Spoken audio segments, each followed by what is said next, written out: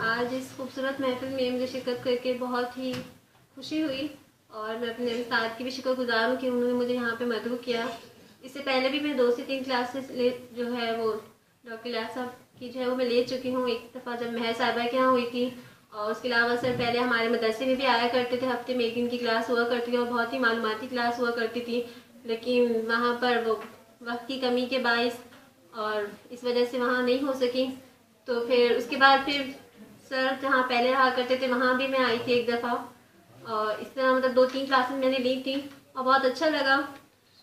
और आज भी यहाँ बहुत मालूमात मिली और मुझे खुशी भी हुई। और वैसे भी इस तरह की मालूमात प्रोग्राम और इस तरह की मालूमात हासिल करने का मुझे वैसे भी बहुत शौक़ है और इस चीज़ में जो है इंटरेस्ट भी है।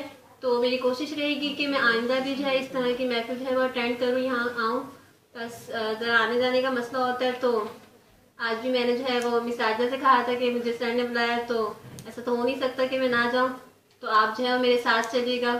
तो वो उनके घर जाते, मैं घर तो देखा हुआ था, वहाँ से उनके साथ आना था, लेकिन कोई मसला हुआ तो वो कहीं और थी। तो फिर लेकिन मैं वहाँ भी गई और वहाँ से उनके साथ आई, तो मुझे बहुत खुशी हुई। और मेरी कोशिश रहेगी कि मैं आगे भी जो है वो अगर हमें मुझे बुलाया गया तो मैं ज़रूर आऊँगी इंशाअल्लाह। अस्सलाम वालेकुम। बुलाया गया तो भी